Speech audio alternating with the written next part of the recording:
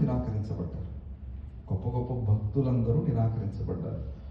నోవాహు నిరాకరించబడ్డా, ఆహ్వానించబడ్డా? నోవాహు వచ్చి, ఏమండి మరి ఉగ్రత వస్తూ ఉంది, ఈ భూమి మీద నీళ్లు వస్తాయి, మీరందరూ చనిపోతారు అని అంటే ఎవరైనా ఆయన మాటలను ఆహ్వానించారా? ఎంతమంది ఎక్కారు ఓడ?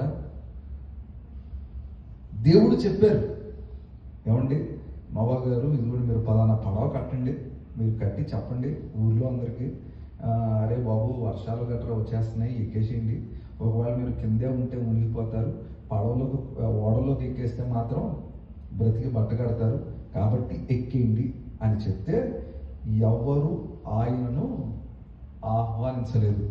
అందరూ ఆయనను ఎగతాళి చేశారు, అందరూ ఆయనను నిరాకరించారు, అందరూ ఆయనను హేళన చేశారు, అందరూ ఆయనను దూషించారు, అందరూ ఆయనను అవమానించారు కదా. రకరకాలుగా సత్యాన్ని ప్రకటించేటప్పుడు, సత్యం కొరకు నిలవబడినప్పుడు అందరూ మనలను ద్వేషిస్తారు, అందరూ మనలను నిరాకరిస్తారు. నేను